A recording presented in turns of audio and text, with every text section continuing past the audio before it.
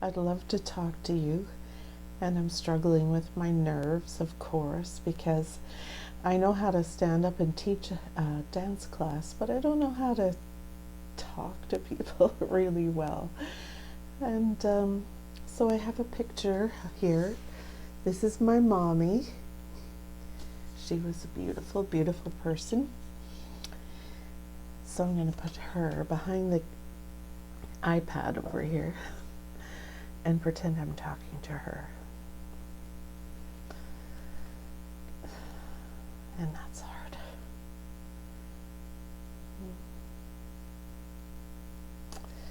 So now here I am tearing up like such a silly wit. And all I want to do is talk to you about something good. But I think I'm looking at her and I know I miss her. So that's probably what that issue is. Anyways, also, I have all these notes because my memory doesn't behave the way I want it to anymore. And so I'm going to have to look at my notes occasionally because there were some really important things that I wanted to share. Number one, getting old is not for babies. Oh. Number two, there's lots we can do to stay healthy for a long time and have the best possible retirement and life we hope for. So I went camping. I went camping with my oldest daughter, who was named after my mother. And we were going for a longish drive in the car, and she turned and looked at me and she said, "You know, Mum, we want you to be around for a good, long, healthy time. And you don't ever go to the doctor. You don't get checkups. You don't take care of yourself that well." And I had to admit that I didn't. I hadn't probably been to the doctor for 20 years in terms of getting a physical. I might go in and say, "Oh, I have a sinus thing going on, give me an antibiotic," but they just talk to you and hand over the prescription. They don't even really look at you all that much. Anyhow, that's a whole other story we don't need to go into, but I decided it was time I better go for a physical. I better find out the truth. Oh my gosh.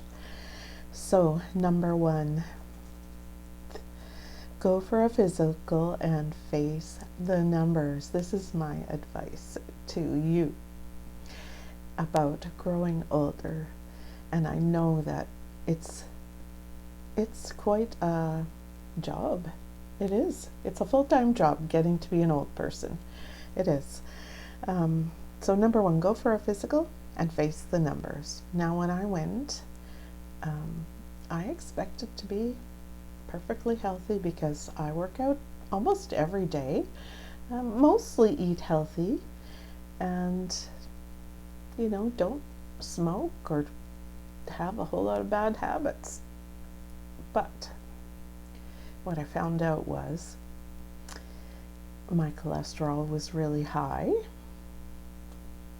and not in a good way, and my sugar was high, and just, oh my gosh, getting on the scale.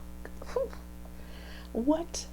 I looked at the number and I went, that can't actually even be possible, can it? So I was like actually right on the edge of obesity. Like, I had one foot in the dock and one foot in the boat, and I was about to fall in. So I asked the doctor if there was something I could do besides taking medication in terms of lowering my cholesterol, and if I could go talk to a dietitian. And luckily here in Canada, We have a pretty great health care system. You might have to wait to get the service you want if you're not in an emergency situation, but you can get it. So I got to go see a dietitian who was really awesome, really awesome, and gave me fantastic advice. So I would love to share some of that with you. And I'm going to go back and see the doctor in another month or so and see if the things I've been doing have made a difference. And I may have to go on medication. There may not be an option. My dad's family all was short-lived and had cardiovascular problems and died from them. So I just may be genetically predisposed to needing to be on a statin, and I'll deal with that if that's what it comes to. So number one, we went for the physical, face the numbers. The numbers were not happy with me, and I was not happy with them, believe me. I had been living on the River Nile, denial, for like, oh my gosh, a while, apparently. Number two, eliminate the low-hanging fruit. So when I went to see the dietitian, whose name was Jay, and he was wonderful, we talked just about my life and habits and my diet in general. And we figured out that I had gained quite a bit of weight since my husband retired. Now, it's not his fault. He doesn't put the food in my mouth, but there were some reasons for that. One of them being that he loves to bake, and like, we're an awesome pair because I actually love to eat, and especially chocolate cake. Ooh, he makes the best chocolate cake on the planet. And after he's had one piece, the whole cake is mine afterwards. Apparently, I cannot walk past it without having a mouthful. And, you know, I just nibble away at it like a mouse until a week later the whole thing's in my belly. And yeah, anyways, that I'm ashamed of that, but it was so good. It really was. I miss the cake right now. So his advice was eliminate the low-hanging fruit. The things that had crept into my life since retirement that were great things, but I was doing too much of. So that was cake and cookies and homemade bread and butter, lots of butter on the bread. Oh yes, please. And sitting on the patio in the summer and drinking bottles of red wine, and then the wine makes you say, yes, to heck with everything. I think I need to have some chips to go with my cookies, and you know, caution goes to the wind. So the low-hanging fruit for me was the sweets and the wine. Two things. Because the wine, well, one thing, when I have wine, I feel hungry, like really hungry. So I want to eat while I have a glass of wine. And once I've had 2 glasses of wine, I'm just pretty much eating whatever. Anyhow. So the third thing was increase protein and food in general, because I was not eating enough. I was eating too much of sweets and sweet drinks, which includes wine. I'm not a pop drinker or a juice drinker, but wine is, you know, basically grape juice with alcohol in it. So I need to eat more. I need to eat protein at every meal if I can, and that means breakfast, lunch, and supper, and having 100 grams of protein at least in my day.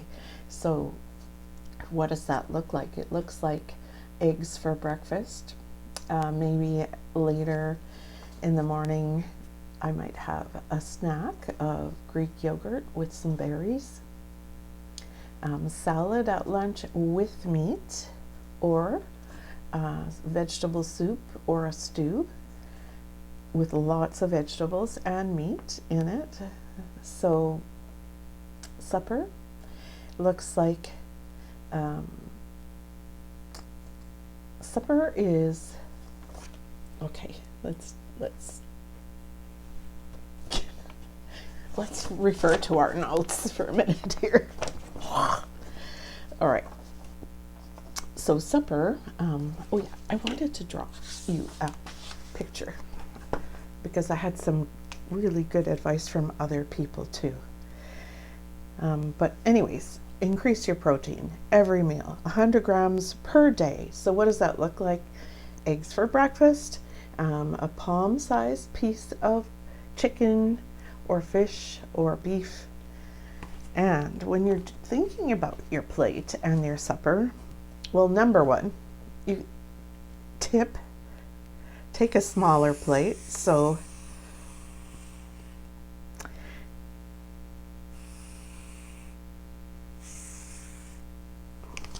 okay, so think about, my sister gave me this trick, and it is so simple and so good. So here you would have veggies and veggies. Okay, that does not include potatoes, rice, corn, or what else? Bread. Yeah, none of those. But here you could have, you know, your potatoes or your rice, or so put an R. Let's put an R there for rice. Rice or potatoes, 1/4 of the plate, and then 1/4 of the plate is meat or eggs. So veggies, small amount of potatoes or rice, and a nice palm-sized piece of meat.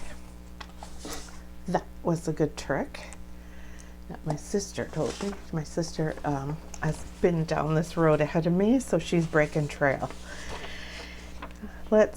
Okay, so we increase our protein. We watch out for starchy carbs. So starchy carbs, potatoes, rice, corn, bread. Those naughty things are good for you a little bit, but you don't need to have a whole plate of pasta. You know, have a little 1/4 of your plate be pasta, and then the rest of your plate be vegetables and meat. That works. So watch out for the starchy carbs. Oh, and that includes banana. Like, fruit is really great, but you want to try to have only 2 fruits in your day, and berries are awesome. Bananas are considered in my little plan for getting healthier. Bananas are going to be considered a starchy carb for me. So I can have a banana definitely, but if I have a banana on top of my breakfast cereal, that's starchy carbs with starchy carbs 2 times. No. Okay. Increase the veggies. Definitely increase the veggies. Put them in everything you can think of. So if you make an omelet, put broccoli or mushrooms or things like that into your omelet or your quiche. Okay, 2 fruits a day means not juice, whole fruit. And it's got lots of good fiber in it for you, so that's going to help you and me stay healthier.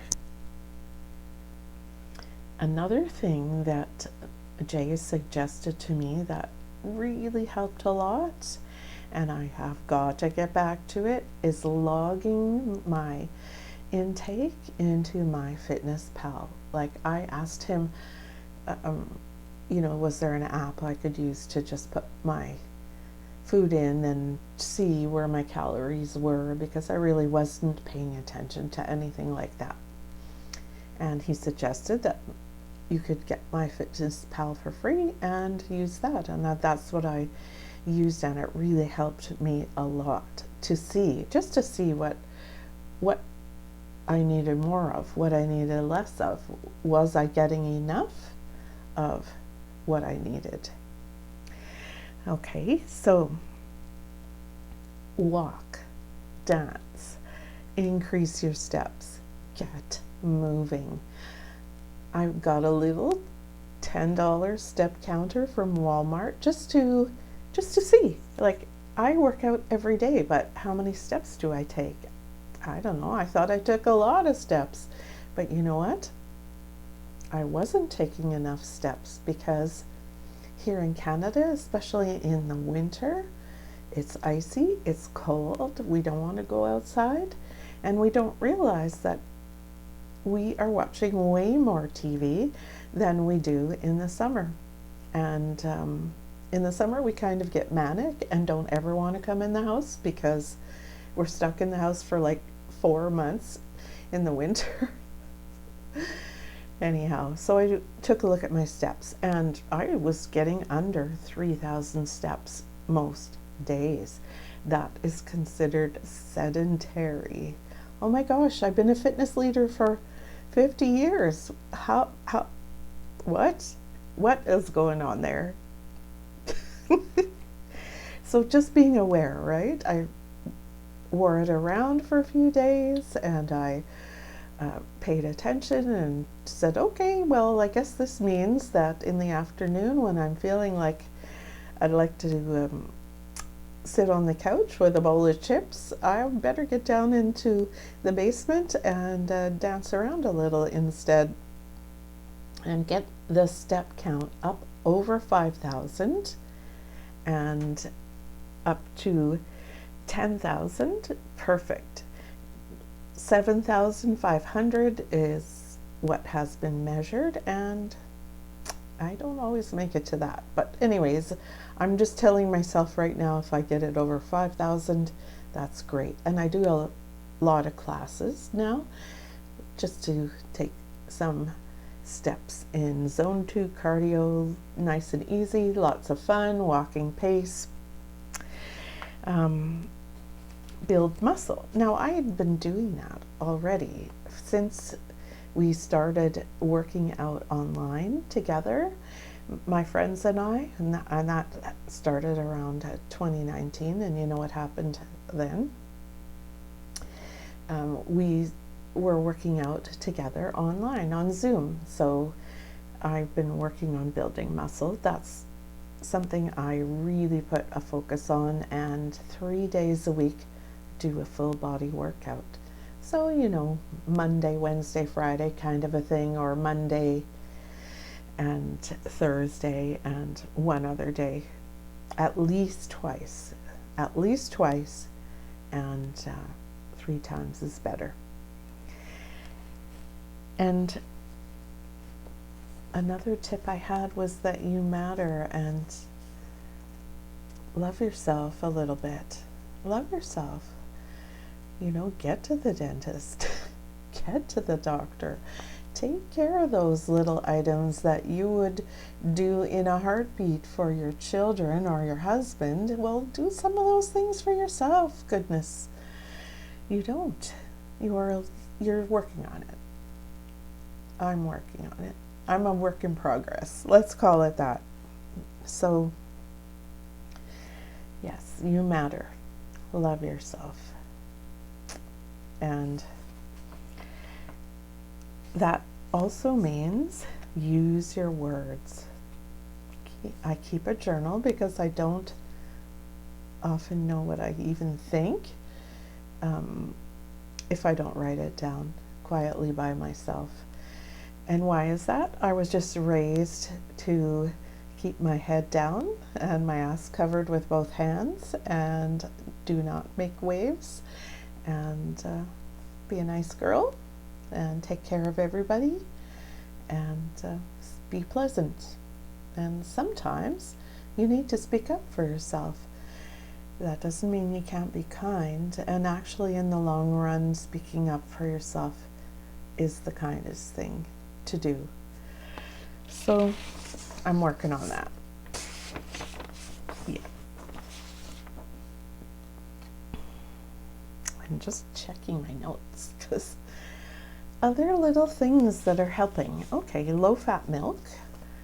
So I'm using 1% milk, and I'd love it if you had tips you wanted to give me down in the comments, things that you have found that have helped you. I'm hoping some of the things I'm doing might help you as well. I like plain Greek yogurt instead of sour cream. Sour cream, I have to tell you though, I mean, come on, sour cream, it's delicious. I'm not gonna lie, but plain Greek yogurt, plain Greek yogurt is pretty good, and especially with some berries, it's pretty good. Knit and crochet. Okay, so in the evening in the winter especially, it gets dark at 4 in the afternoon, and the evening is long and dark and cold here. And what are you going to do? You're going to sit in front of the TV and watch it. Of course you are. Let's not lie. Especially if you're, sitting there with somebody else that you love who likes to watch TV with you. And especially if, maybe they're not feeling well and you're keeping them company. So knit and crochet, or do something with your hands, because if you're making a nice little white baby blanket or hat or scarf, you don't want to get cheesy crumbs all over it and turn it orange. So it keeps you busy with something. And go to bed. Go to bed early. Yes.